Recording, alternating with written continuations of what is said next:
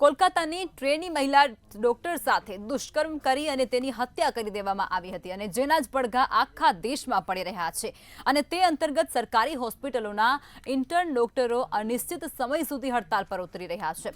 બીજે મેડિકલ હોસ્પિટલના રેસિડેન્ટ 1500થી વધારે ડોક્ટરો હાલ હડતાલ પર ઉતર્યા છે। જ્યાં સુધી સગીરાને ન્યાય ન મળે ત્યાં સુધી રેસિડેન્ટ ડોક્ટરો તેમની ડ્યુટીથી અડગા રહી અને ઓપીડી તથા વોર્ડની સર્વિસથી અડગા થયા છે।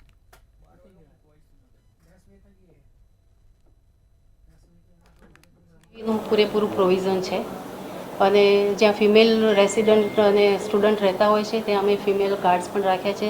અમારી સેફટી સિક્યોરિટી પૂરતી છે અને અત્યાર સુધી આવી કોઈ પણ દુર્ઘટના બની નથી અને ભવિષ્યમાં પણ ન થાય એની અમે પૂરતી તકેદારી રાખીશું અને આના માટે જે પગલાં લેવા પડશે અમે લઈશું।